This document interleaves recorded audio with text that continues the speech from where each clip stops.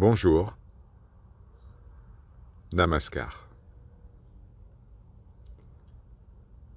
Quelles seront les dernières paroles que nous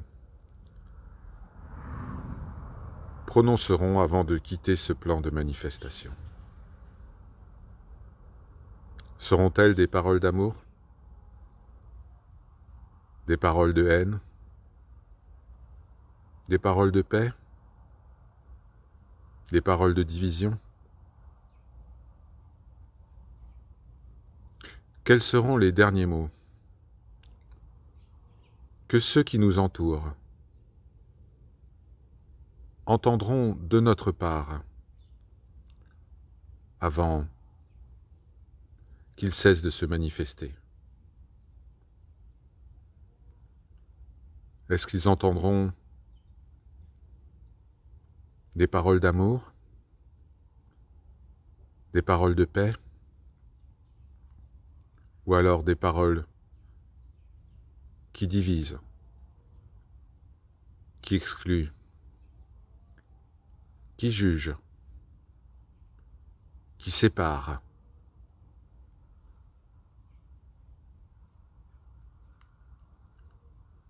À chaque moment, nous pouvons nous voiler, disparaître de ce plan de manifestation. Nous ne connaissons ni le jour, ni l'heure de ce que le profane appelle la mort.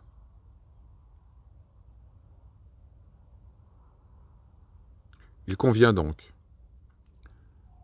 d'être vigilant sur ce que nous disons. Ce que nous disons va se transformer au moment de notre mort en une prédisposition, une tendance mentale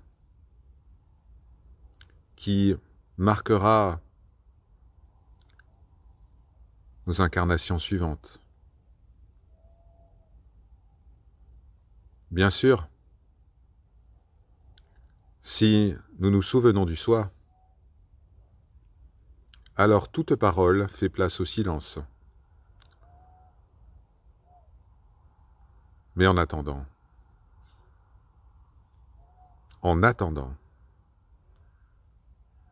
tant que nous pensons être un corps, une personne, toute action, à savoir toute parole prononcée, a des conséquences. Ces conséquences seront-elles bonnes? Si les paroles prononcées sont des paroles de division, des paroles dualistes?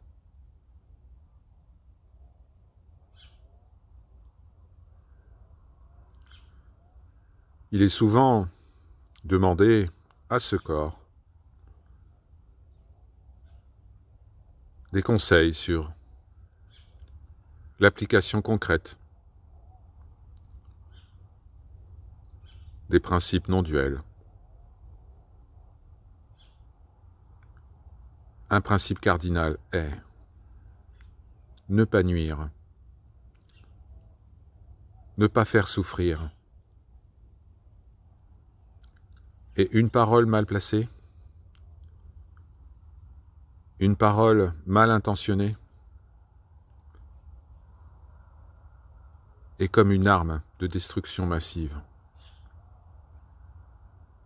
qui peut marquer à jamais une existence.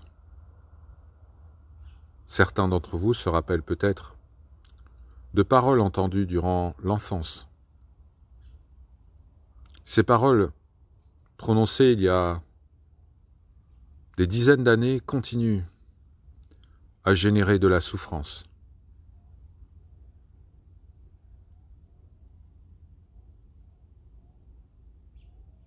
Alors, quelles sont les paroles que vous prononcerez? Vos dernières paroles.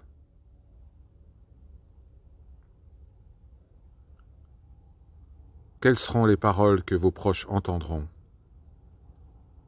vos dernières paroles avant qu'eux-mêmes se voilent. Chacun de nos propos compte. Chacune de nos paroles est une lumière ou une grande obscurité. Soyons vigilants. Aimons. Aimons par la parole. Par leur grâce, Om Shanti, Shanti, Shanti.